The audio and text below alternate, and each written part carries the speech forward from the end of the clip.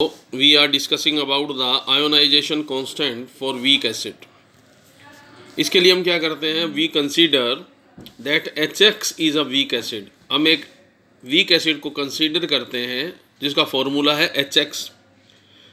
क्योंकि weak acid है तो ये partially dissociate होगा, ये हम जानते हैं.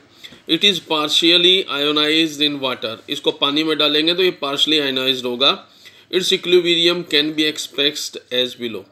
इसका जो इक्विलिब्रियम है वो हम नीचे दिए गए इक्वेशन के हिसाब से इसको हम शो कर सकते हैं. For example, here HX a weak acid, जब हम इसको पानी में डालते हैं, put in water, mix with water, it can be dissociate in H plus and X negative ion.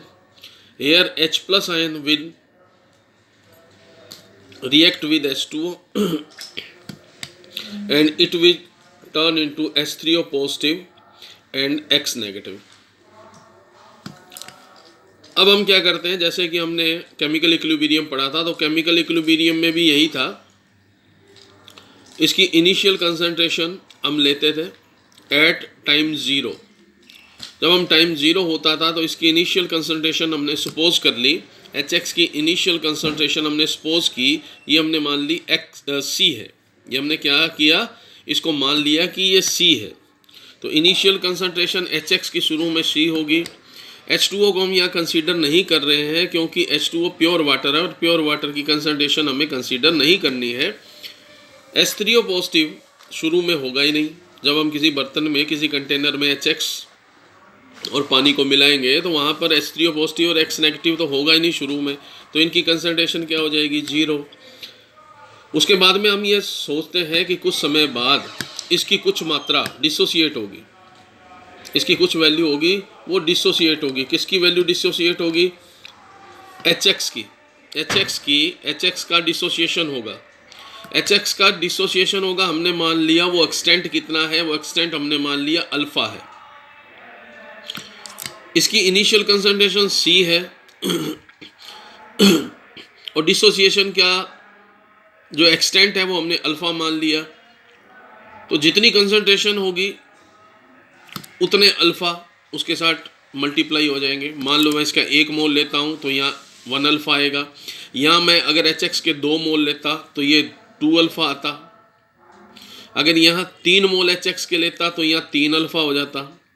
यहाँ हमने कितने लिए, C मोल लिए, तो C मोल को हमने उससे मल्टीप्लाई कर दिया. तो इसका कितना एक्सटेंट है जो चेंज हो गया, चेंज हुआ extent. Total exchange, total value नहीं बता रहा मैं कह रहा हूँ जो मोल इसके कन्वर्ट हो गए हैं H प्लस आयन और X नेगेटिव आयन में, वो मैंने कहा माइनस C अल्फ़ा. ये डिसोसिएट होंगे इसलिए माइनस साइन लगाया है, क्योंकि रिएक्टेंट करते हैं, प्रोडक्ट बढ़ते हैं. तो यहाँ H3O पॉजिटिव है, H3O पॉजिटिव है, बढ़ेगा. कितना बढ़ेगा, अगर इसका 1 मोल डिसोसिएट होता है तो H3O पॉजिटिव का कितना मोल बनेगा, 1 मोल. अगर इसके माइनस C अल्फ़ा मोल डिसोसिएट होते हैं तो ये कितने बनेंगे, C अल्फ़ा. इसका 1 मोल डिसोसिएट होता है तो X का भी 1 मोल बनता है. इसका मतलब यहाँ भी क्या आएगा, C alpha plus C alpha. अब हम बात करेंगे इक्विलिब्रियम कंसंट्रेशन की. एट इक्विलिब्रियम कंसंट्रेशन, जब इक्विलिब्रियम आ जाता है उस पर आपको पता है कि कुछ मात्रा अनडिसोसिएट एसिड की बची रहेगी, कुछ डिसोसिएशन के बाद की वैल्यू बची रहती है. मतलब कुछ रिएक्टेंट होते हैं, कुछ प्रोडक्ट होते हैं, ये दोनों ही प्रेजेंट होते हैं. एट इक्विलिब्रियम कांस्टेंट कंसंट्रेशन, जब इक्विलिब्रियम आ गया तब कंसंट्रेशन में क्या होगा, ये जितना शुरू में ये इतना मोल था उसमें से इतना ये घट गया तो बचेगा कितना, C minus C alpha. C minus C alpha बचेगा. देखो शुरू में मेरे पास मान लो 5 मोल थे, उसमें से 4 मोल चले गए तो बचे कितने, 5 माइनस 4, तो यहाँ क्या बचेगा, C माइनस C अल्फ़ा. शुरू में इसके कितने मोल थे, 0, इतने और बन गए, टोटल कितने हुए, 0 प्लस C अल्फ़ा. शुरू में X नेगेटिव के कितने मोल थे, 0, और कितने मोल और बन गए, C अल्फ़ा. तो 0 plus C alpha, 0 plus C alpha, इसको जब मैं कन्वर्ट करता हूँ तो मेरे पास क्या बनता है, फाइनल जो इक्विलिब्रियम पे कांस्टेंट कंसंट्रेशन आती है वो आती है C माइनस C अल्फ़ा इधर हमारे पास में 0 प्लस सी अल्फ़ा चेंज हो जाएगा सी अल्फ़ा में, 0 plus C alpha X negative का चेंज हो जाएगा सी अल्फ़ा में। हम जानते हैं के ए क्या होता है, dissociation constant of acid. Weak acid का जो डिसोसिएशन कांस्टेंट है के ए, वो किसके इक्वल होगा, वो इक्वल होगा concentration of the product divided by concentration of the reactant. Product ये हमारे रिएक्टेंट है और ये हमारे प्रोडक्ट है, तो इनकी कंसंट्रेशन प्रोडक्ट की क्या आ गई हमारे पास में, H3O पॉजिटिव एक्स नेगेटिव ऊपर आ गया न्यूमरेटर में, और डिनोमिनेटर में आ गया हमारे पास में HX और H2O जो कि क्या है, रिएक्टेंट है। अब Ka किसके इक्वल होगा, क्योंकि H2O प्योर वाटर है, प्योर वाटर है, प्योर वाटर है, प्योर लिक्विड है। प्योर लिक्विड को हम कंसीडर नहीं करते हैं, प्योर लिक्विड को हम कंसीडर नहीं करते हैं। जब हम प्योर लिक्विड को कंसीडर नहीं करते हैं तो इसको हम छोड़ सकते हैं। तो H3O positive x negative divided by HX, तो Ka की हमारे पास में ये वैल्यू आ गई। अब हम इसकी वैल्यू पुट करेंगे यहाँ से इक्विलिब्रियम की कंसंट्रेशन, क्योंकि ये कंसंट्रेशन कौन सी होती है, ये सारी की सारी कंसंट्रेशन इक्विलिब्रियम की कंसंट्रेशन होती है। तो इक्विलिब्रियम की HX की ये कंसंट्रेशन रहेगी, H3O पॉजिटिव की कंसंट्रेशन ये रहेगी, एक्स नेगेटिव की कंसंट्रेशन ये रहेगी। अब हमने इसकी वैल्यू पुट की है। Ka हम जानते हैं K किसके इक्वल था, concentration of H3O positive concentration of x negative divided by concentration of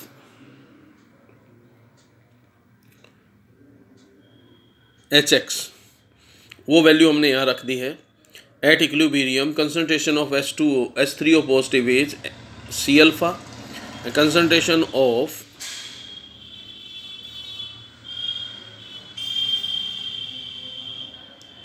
X negative is also C alpha, and concentration at equilibrium of HX is C minus C alpha।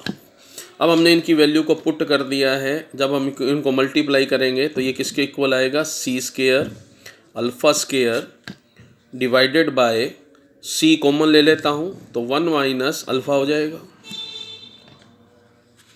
इनमें से common ले लिया मैंने C को। अब देखो ये C इस C के साथ में, एक C के साथ में कट जाएगा, तो हमारे पास में जो वैल्यू आएगी वो आएगी C alpha square divided by 1 minus alpha. तो किसी भी वीक एसिड का डिसोसिएशन कांस्टेंट हम इस फॉर्मूले से निकाल सकते हैं। अगर हमें dissociation constant of weak acid Ka हमें दिया हो तो हम, और इनिशियल कंसंट्रेशन C हमें दी हो, तो हम dissociation alpha, dissociation degree alpha को निकाल सकते हैं। या हमें अल्फ़ा दिया हो, C दिया हो तो Ka निकाल सकते हैं। Ka दिया हो, अल्फ़ा दिया हो तो हम इनिशियल कंसंट्रेशन भी निकाल सकते हैं। तो इस फार्मूले से हम तीनों चीज़ें निकाल सकते हैं।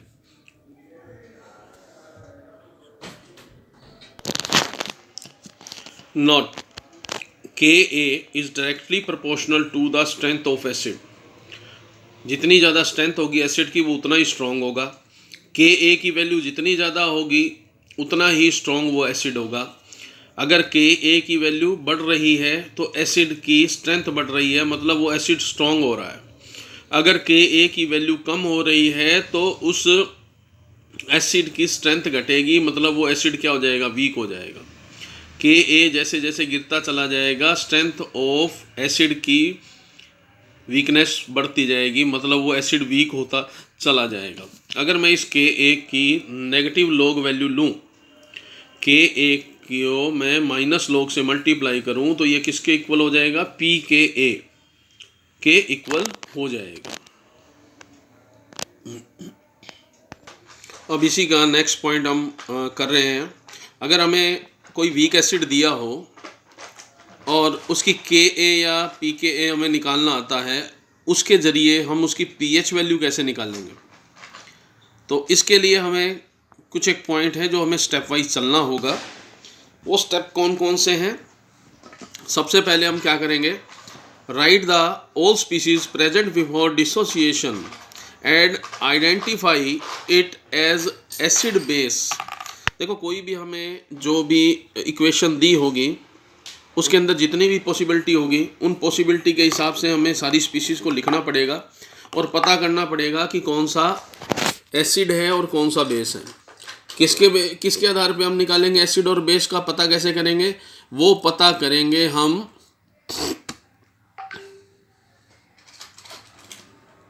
ब्रोंस्टेड-लोरी कंसेप्ट के आधार पर, ठीक है। और उन इक्वेशन को हम, जितनी भी इक्वेशन होगी उन सभी इक्वेशन को, बैलेंस इक्वेशन को हम लिखेंगे।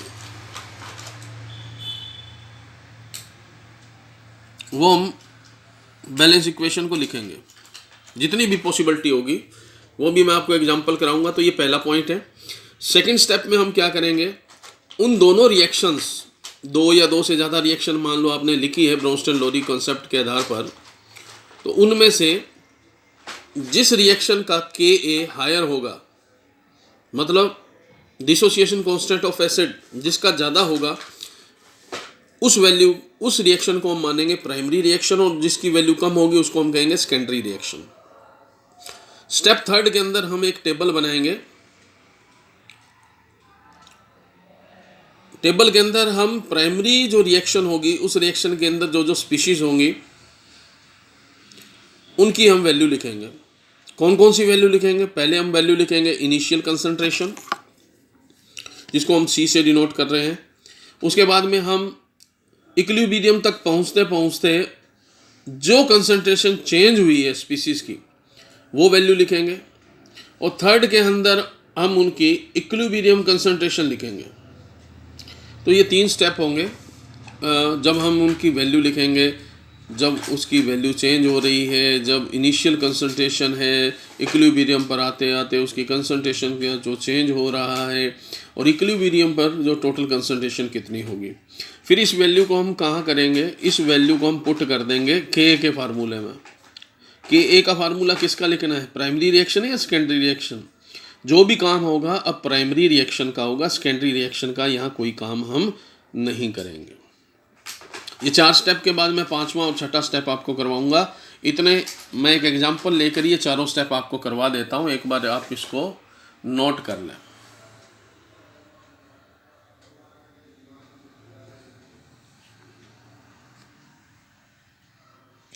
अब यहाँ देखिए, मैं प्रॉब्लम 6.18 आपकी बुक से ले रहा हूँ, जिसके अंदर बताया हुआ है the ionisation constant of HF, एक weak acid HF is 3.2 into 10 की पावर -4। Ka दे दिया है, इसका आयोनाइजेशन कांस्टेंट दे दिया है। Calculate the degree of dissociation of HF in its 0.02 m solution. मतलब कि इसका डिग्री ऑफ डिसोसिएशन हमें कैलकुलेट करना है, अल्फ़ा कैलकुलेट करना है HF का, जबकि इसकी मोलर कंसंट्रेशन दी हुई है HF की वो है 0.02, मतलब 0.2 मोल पर लीटर।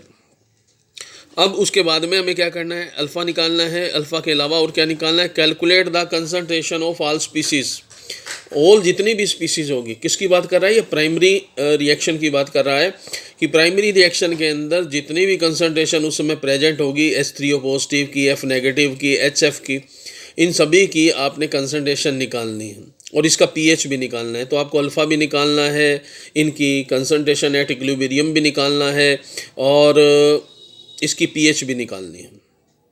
तो हम इसको स्टेप वाइज लेकर के चलेंगे, ध्यान से देखिएगा।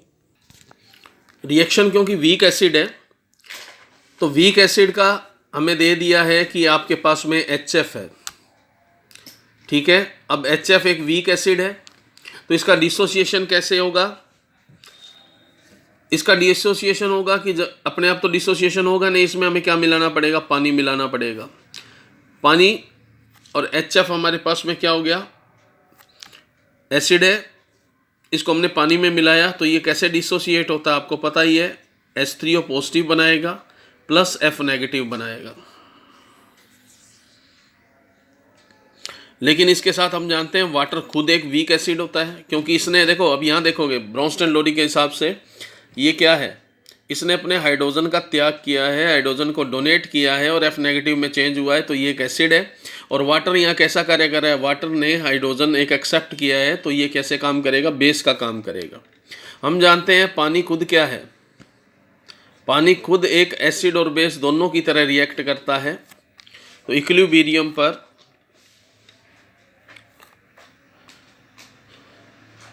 ये भी कन्वर्ट होगा H3O प्लस में और OH नेगेटिव में। वैल्यू हमें जो Ka की वैल्यू दी हुई है, देखो फर्स्ट रिएक्शन के लिए हमें Ka दिया हुआ है, क्वेश्चन के अंदर है 3.2 इंटू 10⁻⁻⁴। और ये फॉर्मूला अगर आप देखोगे तो ये फॉर्मूला किसका होता है? Kw का, the ionisation product of water, ionic product of water Kw। और Kw किसके इक्वल होता है ये आपको पता ही है, 10⁻⁻14। अब इन दोनों में से देखोगे तो किसकी वैल्यू ज़्यादा होगी? Ka की वैल्यू ज़्यादा है, ये वैल्यू ज़्यादा है, पहली वैल्यू ज़्यादा है, तो ये हमारी प्राइमरी रिएक्शन बन जाएगी। पहला स्टेप था, हमने रिएक्शंस लिखनी थी, बैलेंस रिएक्शन, ये बैलेंस रिएक्शन है, ये बैलेंस रिएक्शन है। सेकेंड स्टेप में हमें पहचान करनी थी कि कौन सी प्राइमरी है, कौन सी सेकेंडरी रिएक्शन है। तो प्राइमरी रिएक्शन इन दोनों में से कौन सी होगी? जिसकी Ka की वैल्यू ज़्यादा होगी। तो यहाँ देखोगे जिसका आयनिक प्रोडक्ट ज़्यादा होगा, तो इसका आयनिक प्रोडक्ट 10⁻⁴ है और इसका आयनिक प्रोडक्ट 10⁻14 है। क्लियर? तो हमारे लिए प्राइमरी रिएक्शन क्या हो जाएगी? अब मैं यहाँ प्राइमरी रिएक्शन लिख रहा हूँ, HF प्लस H2O, मैं इनकी स्टेट नहीं लिख रहा हूँ, सीधा ही कर रहा हूँ, S3O positive plus F negative. अब हमने टेबुलर फॉर्म में इनकी वैल्यू लिखनी है, टेबुलर फॉर्म में। तो देखो यहाँ इतनी जगह मेरे को लगता नहीं है अपने पास बन पाएगी, फिर भी मैं कोशिश करता हूँ।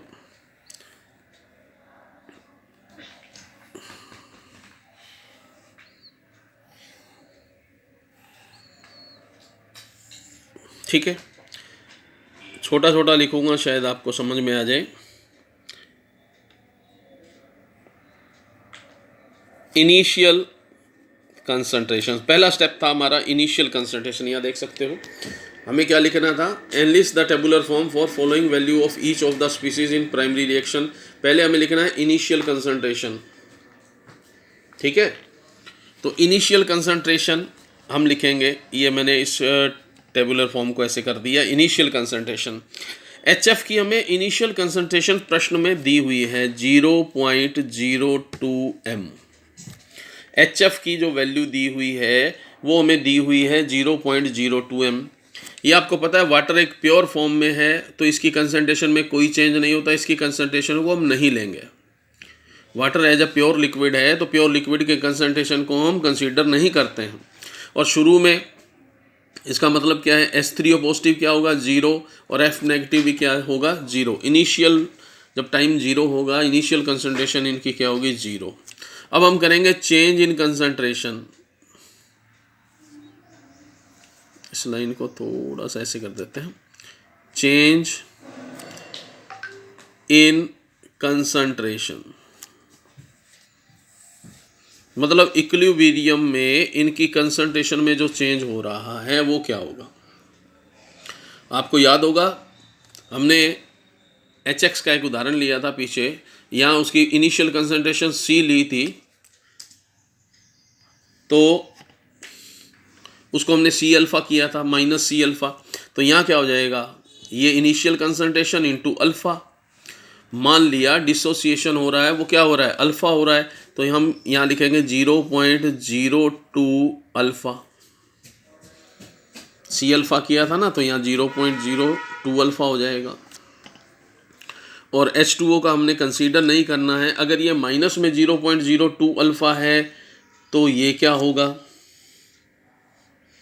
ये होगा प्लस का 0.02 अल्फ़ा, ये भी क्या होगा? प्लस में 0.02 अल्फ़ा,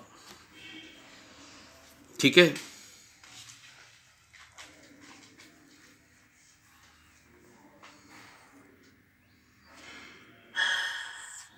अब हम बात करेंगे एट इक्विलिब्रियम, EQ लिख रहा हूँ, आप समझ लेना, एट इक्विलिब्रियम है। इक्विलिब्रियम पर इसकी कंसंट्रेशन क्या होगी? अब क्योंकि यहाँ जगह कम है तो मैं इसको लाइन को हटा देता हूँ ताकि हमें इस पानी की ज़रूरत ही नहीं पड़ेगी। अब ये कंसंट्रेशन आएगी, ठीक है, एट इक्विलिब्रियम। शुरू में कितनी थी? 0.02, माइनस कितनी चेंज हो गई, 0.02 अल्फ़ा, 0.02 अल्फ़ा। और यहाँ शुरू में 0 थी, इसमें अगर आप इसको ऐड करोगे तो टोटल क्या आएगा, 0.02 अल्फ़ा। एफ़ के लिए क्या आएगा, वही 0 में ये जो ऐड करोगे तो ये बनेगा 0.02 अल्फ़ा। तो इस तरह से हम एक टेबुलर फॉर्म बना लेते हैं। ये आपको लगाने की ज़रूरत नहीं है, अगर आप कहो तो मैं इसको हटा सकता हूँ, वाटर के लिए हमें कोई ज़रूरत नहीं है। अब उसके बाद में हमने क्या करना है, स्टेप 4 के अंदर put the value in the formula of K A and get the degree of dissociation. तो अब हमने के ए की वैल्यू रखनी है। के ए किसके इक्वल होगा, इस इक्वेशन के हिसाब से S3O positive product, F negative product divided by HF। ये सारी कंसंट्रेशन कौन सी है, एट इक्विलिब्रियम, ये वाली कंसंट्रेशन आपने पुट करनी है। तो मैं अब यहाँ पर इसमें वैल्यू रख देता हूँ। तो वैल्यू क्या आएगी, 0.02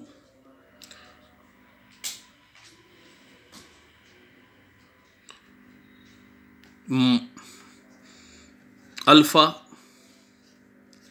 इंटू 0.02 अल्फ़ा डिवाइडेड बाय 0.02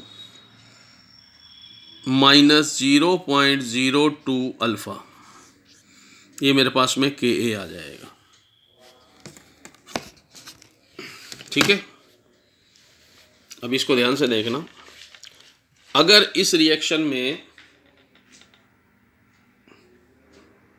ये दोनों मल्टीप्लाई हो जाएंगे, इसमें से 0.02 मैं कॉमन ले लूँगा तो देखो क्या बनेगा, ये बनेगा 0.02 अल्फ़ा की होल स्क्वायर डिवाइडेड बाय 0.02 मैंने कॉमन ले लिया तो ये बनेगा 1 माइनस अल्फ़ा। इसको मैं ऐसे भी लिख सकता हूँ, 0.02 की होल स्क्वायर इंटू अल्फ़ा की whole square divided by 0.02 1 minus alpha. ये 0.02 इसके साथ में कैंसिल हो जाएगा, तो मेरे पास जो के ए बचेगा वो के ए क्या बचेगा, K A will be equal to 0.02 alpha की स्क्वायर 1 माइनस अल्फ़ा। क्लियर। हम जानते हैं के ए की वैल्यू प्रश्न में दी हुई है 3.2 इंटू 10 की पावर -4। अगर मैं यहाँ रख दूँ, वैल्यू पुट कर दूँ तो क्या आएगा, 3.2 इंटू 10 की power -4 will be equal to 0.02 alpha की square divided by 1 minus alpha.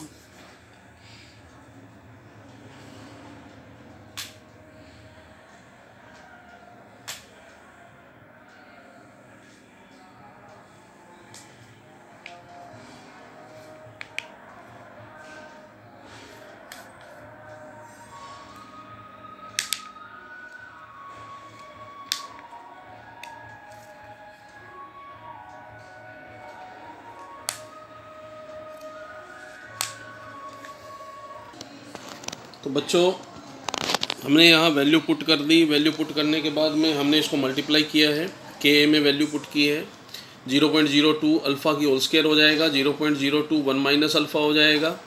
फिर हमने इसको स्क्वायर को 0.2 कॉमन लिया था, उसको काट दिया है, तो हमारे पास में जो के ए की वैल्यू आती है 0.02 अल्फ़ा की स्क्वायर 1 माइनस अल्फ़ा। के हमें दिया हुआ है 3.2 इंटू 10 की power -4, 0.02 alpha square 1 minus alpha हमारे पास में आ गया। अब हमने इसको क्वाड्रिक रिएक्शन में चेंज करना है ताकि हम इसको हल कर सकें। तो यहाँ मैंने क्या किया है, 0.02 अल्फ़ा को मैंने 2/100 कर, बाकी सम वैसे का वैसा रख दिया है। 100 को इधर मल्टीप्लाई करेंगे तो ये जो -4 है कन्वर्ट हो जाएगा 10 की पावर -2 में। ये 100 को इधर लेके गए हैं तो इसकी वैल्यू क्या रह जाएगी, 10 की पावर -2। और यहाँ 2 अल्फ़ा स्क्वायर 1 माइनस अल्फ़ा, इसको ईज़ करने के लिए मैंने ये किया है। अब ये 2 की वैल्यू मैं यहाँ पुट कर देता हूँ, 3.2 इंटू 10 की power -2 divided by 2 alpha square 1 minus alpha. तो ये हमारे पास में जो वैल्यू आती है वो वैल्यू आती है अल्फ़ा की स्क्वायर, ये इसको काट देगा तो क्या आएगा, 1.6 इंटू 10 की पावर -2 अल्फ़ा। इसको 1 माइनस अल्फ़ा को इधर लेके गए हैं और इसको इस पहले इसको इससे डिवाइड किया तो 1.6 इंटू 10⁻⁻² आया, फिर इसको इससे मल्टीप्लाई किया तो हमारे पास में ये वैल्यू आती है बराबर 0 इक्वल टू 0। ये क्वाड्रिक रिएक्शन बन जाती है। और क्वाड्रिक रिएक्शन का जो फॉर्मूला होता है वो मैं यहाँ लिख देता हूँ। क्वाड्रिक रिएक्शन का जो फॉर्मूला होता है वो होता है, मान लो अल्फ़ा आपने निकालना है, ये एक्स की वैल्यू होती है, वो होता है -b plus minus quadric reaction होती है, उसका फॉर्मूला लिख रहा हूँ, मैथ वाले बच्चे जानते हैं, प्लस माइनस b की whole square minus 4ac divided by 2a। अब यहाँ a क्या होता है, a होता है अल्फ़ा स्क्वायर। अल्फ़ा स्क्वायर से पहले कोई डिजिट है वो डिजिट लिखते हैं, तो इसके आगे कोई डिजिट नहीं है, इसका मतलब 1 है, तो a की वैल्यू क्या हो जाएगी 1। b क्या होता है, b होता है ये वाली डिजिट, अल्फ़ा को छोड़ करके ये वाली डिजिट, तो b हो जाएगा हमारा 1.6 इंटू 10⁻⁻²। और जो लास्ट होता है वो होता है c, हमारे पास में ये c है, ये वाला 1.6 इंटू 10⁻⁻², ये हमारा c हो गया। यहाँ वैल्यू पुट करनी है आपको। अब जब वैल्यू पुट करते हैं तो हमारे पास में क्या आता है, ध्यान से देखोगे, मैंने यहाँ वैल्यू पुट की है alpha is equal to -b, sorry -b लगाना है, ये माइनस आएगा, यहाँ जगह नहीं है मेरे पास में, फिर भी चलो लिखते हैं alpha is equal to -b की वैल्यू क्या थी, यहाँ देखोगे b की वैल्यू क्या थी 1.6 इंटू 10⁻⁻² b की वैल्यू मैंने रख दी -1.6 इंटू 10⁻⁻² प्लस माइनस b की होल स्क्वायर। b मेरे पास में क्या था, 1.6 इंटू 10⁻⁻² की whole square minus 4 into a क्या था 1, और c क्या है मेरे पास में 1.6 इंटू 10⁻⁻²। अब मैंने ये वाली डिजिट यहाँ लिखी नहीं है, सिर्फ मैं इतनी डिजिट को हल कर रहा हूँ, बाकी मैं यहाँ पर रख दूँगा क्योंकि ये लंबा हो जाता है सवाल। अगर लिखना चाहो तो आप यहाँ लिख सकते हो alpha is equal to 1.6 into 10⁻⁻² plus minus यहाँ पर भी लिख सकते हो इज इक्वल टू -1.6 इंटू 10⁻⁻²। यहाँ पर भी आप लिख सकते हो -1.6 इंटू 10⁻⁻²। यहाँ पे भी आप लिख सकते हो plus minus is equal to -1.6 into 10⁻⁻²। चलो मैंने अब इसको फिल कर दिया है। अब देखो 1.6 इंटू 10⁻⁻² की होल स्क्वायर, इसको मैंने मल्टीप्लाई किया तो 10⁻⁻² को मैं 100 से लिख सकता हूँ, तो 2 बार 100 आएगा क्योंकि स्क्वायर है, तो ये 1.6 को मल्टीप्लाई करोगे तो ये बन जाएगा 2.56 डिवाइडेड बाय 10,000। और इसको जब मैंने हल किया तो 1.6 को 4 से किया तो 6.4 आया, और 10⁻⁻² को मैं नीचे ले गया बाय 100 और ये मेरा 2 इंटू a आ गया। अब मैं सिर्फ ऊपर वाले को हल कर रहा हूँ, सिर्फ ऊपर वाले को। 2a मैंने अभी नहीं लिखा है, इनके नीचे कहीं पर भी मैंने 2a नहीं लिखा है, मैं नीचे लिखूँगा 2a, यहाँ पर यहाँ लिख देता हूँ 2 इंटू 1, ठीक है। अब इनका मैंने लघुत्तम लिया तो मेरे पास क्या आया 2.56 माइनस 6.4 इंटू 100, तो मेरे पास ये वैल्यू आई 2.56 माइनस 640 10,000। इसमें से इसको मैंने माइनस किया तो मेरे पास माइनस का साइन आया 6.37 डिवाइडेड बाई 10,000, ठीक है। यहाँ पर अगर मैं माइनस का साइन लगाऊँ डिवाइडेड बाई 2a। अब देखो अगर मैं प्लस करता हूँ तो ये वैल्यू मेरे पास में कुछ वैल्यू आएगी।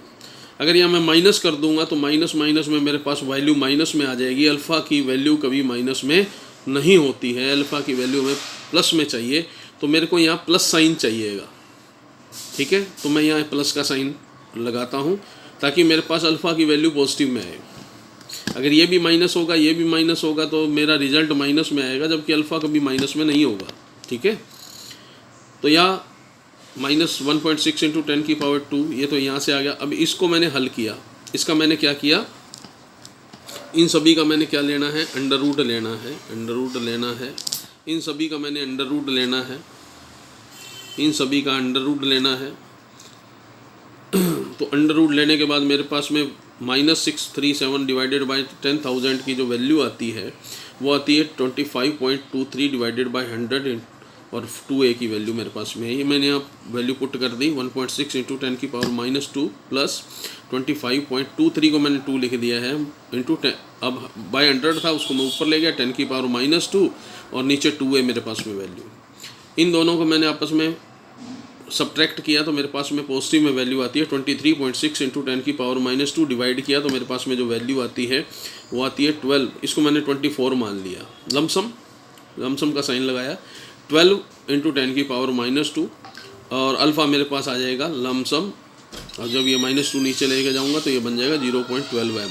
अब यहाँ पर अल्फ़ा की वैल्यू आ गई हमारे पास में, और अब हमें निकालना क्या है। क्वेश्चन में हमें पूछा गया है H3O पॉजिटिव की कंसंट्रेशन पूछी गई है, और वो आपको पता ही है शुरू में हमने किया था, वो क्या था 0.0 इंटू अल्फ़ा।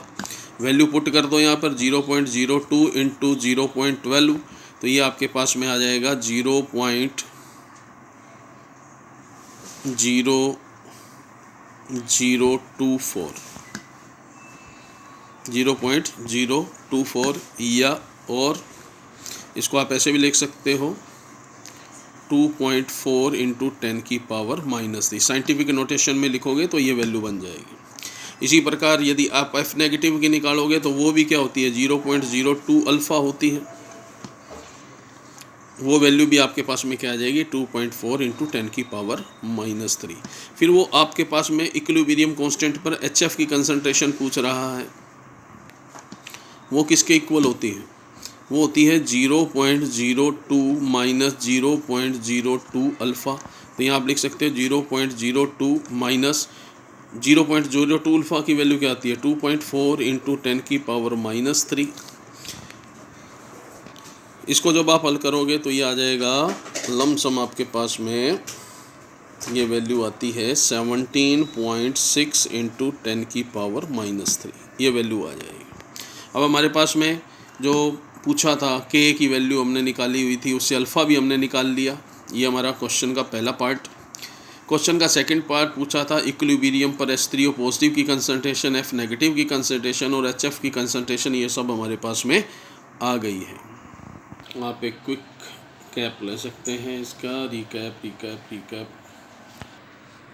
अब हमने पीएच वैल्यू, तो देखो बच्चों अब हमने पीएच निकालनी है। तो पीएच किसके इक्वल होती है minus log of hydrogen ion और minus log of H3O positive. हमारे यहाँ H3O पॉजिटिव दे रखा है तो मैं यहाँ H3O पॉजिटिव ले रहा हूँ। Minus log of H3O positive, minus log of H3O positive की जो वैल्यू आई थी वो आई थी 2.4 इंटू 10⁻⁻3, वो हमने यहाँ लिख दी है। अब जब कोई मल्टीप्लाइकेशन होता है उसको लॉग से मल्टीप्लाई करते हैं तो लॉग किस प्रकार कन्वर्ट होता है, ये हो जाएगा माइनस लॉग 2.4 और प्लस मल्टीप्लाई का साइन प्लस में चेंज होता है तो प्लस माइनस लॉग 10⁻⁻3 हो जाएगा। अब लॉग 2.4 को वैसे का वैसे रहने देते हैं, इसको हल करते हैं तो जो पावर होती है वो आगे आ जाती है। तो ये -3 आगे आएगा तो माइनस और ये माइनस और ये माइनस क्या हो जाएंगे प्लस में कन्वर्ट हो गया और 3 आगे आ गया। अब log 10 देख ला, log 10 की वैल्यू क्या आती है 1, तो 3 इंटू 1 क्या हो जाएगा 3। अब हमने निकालना है log 2.4, माइनस का साइन वैसे ही रहने देते हैं, log 2.4 देखते हैं। अब ध्यान से देखो, कल आपको मैंने बताया था पहले वीडियो में कि log 2.4 कैसे कन्वर्ट करते हैं, क्योंकि ये पहले से साइंटिफिक नोटेशन में है तो इसको हम इस प्रकार लिख सकते हैं log 2.4 इंटू 10⁻0। तो ये 0 क्या बन जाएगा मेरा कैरेक्टरिस्टिक्स बन जाएगा और मैंटिसा क्या बनेगा, इसको मैं लॉग टेबल में देखूंगा। तो लॉग टेबल में अगर मैं 2.24 का 0 देखना पड़ेगा क्योंकि 24 के आगे कोई वैल्यू नहीं है, तो मैं इसको ऐसे कन्वर्ट कर सकता हूँ 2400।